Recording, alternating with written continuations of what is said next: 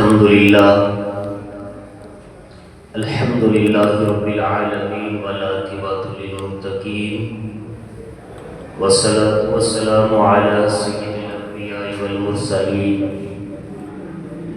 أما بعد فأعوذ بالله من الشيطان الرجيم بسم الله الرحمن الرحيم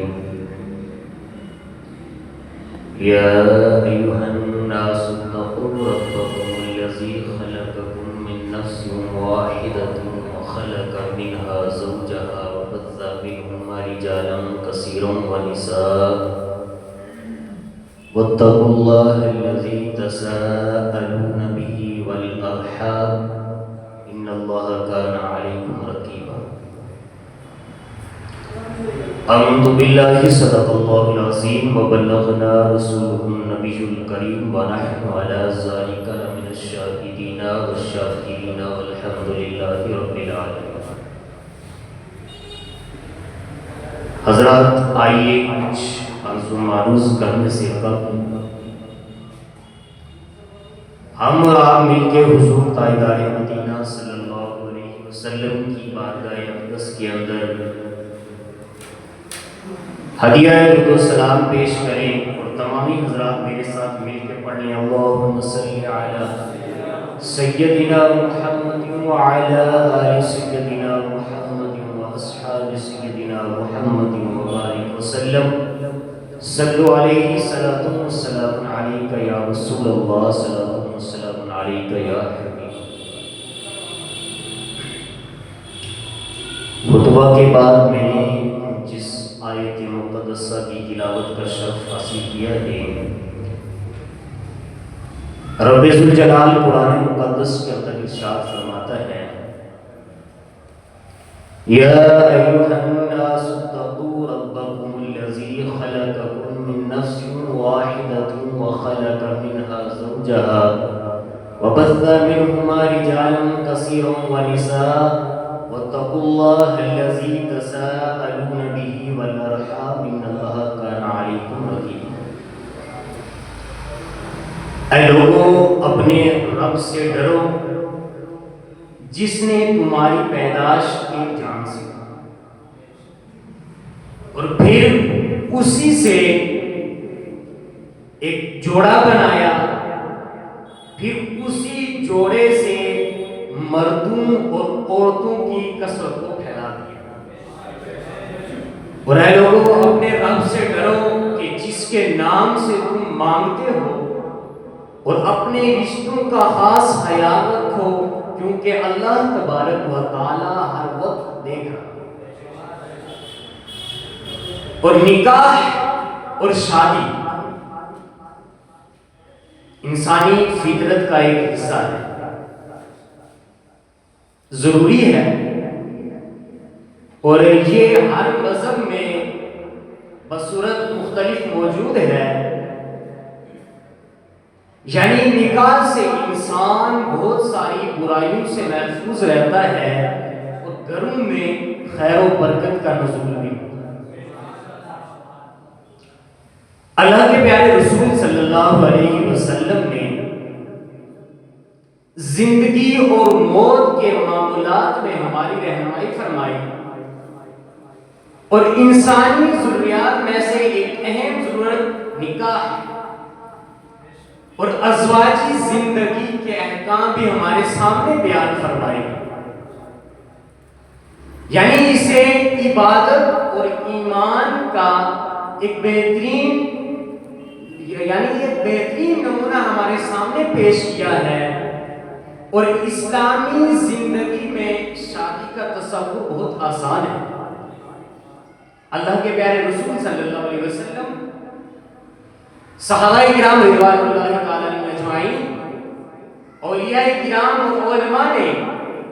اس فریضے کو بہت سادگی سے انجام دے کر ہمارے سامنے یہ نمونہ عمل پیش کیا. اور بخاری شریف کے حدیث مبارک ہے، اللہ کے پیارے رسول صلی اللہ علیہ وسلم نے حضرت عبد الرحمن بن عوف رضی اللہ تعالیٰ عنہ کے چہرے پر جب زرد رنگ کا اثر دیکھا تو آپ نے پوچھا یہ کیا ہے؟ تو انہوں نے عرض کی حضور میں نے نکاح کیا ہے۔ تو اللہ کے پیارے رسول صلی اللہ علیہ وسلم نے فرمایا اللہ تبارک و تعالی تمہیں برکت عطا فرمائے، اب تم ولیمہ کرو چاہے بکری ہی کیوں نہ ہو، اب تم ولیمہ کرو چاہے بکری ہی کیوں نہ ہو۔ اور اس روایت سے یہ اندازہ لگایا جا سکتا ہے اور یہ ثابت ہو گیا کہ صحابہ کرام رضوان اللہ تعالی علیہم اجمعین کی شادیاں کس قدر سادگی سے کی۔ اور آج ہمارے معاشرے کے اندر جہیز کی جب فہرست تیار ہوتی ہے اور لڑکی والوں کو لاکھوں کا مقبوض بناتے ہیں، آئیں حدیث پاک کی روشنی میں نکاح کیسے ہونا چاہیے، شادی کیسی ہونی چاہیے، نکاح کی ترغیب فرماتے ہوئے اللہ کے پیارے رسول صلی اللہ علیہ وسلم نے فرمایا کہ نکاح میری سنت ہے اور جو میری سنت سے محبت کرے اور وہ میری سنت پر عمل کرے یعنی نکاح کرے۔ اور صرف اسی پر اتفاق نہیں فرمایا گیا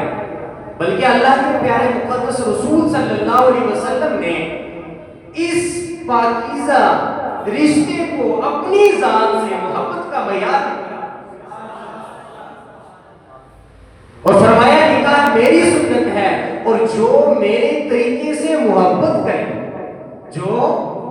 میرے طریقے سے محبت کرے وہ شادی کرے۔ اور ایک مقام پر اللہ کے پیارے رسول صلی اللہ علیہ وسلم نے شادی کو پاک دامنی بھی قرار دیا،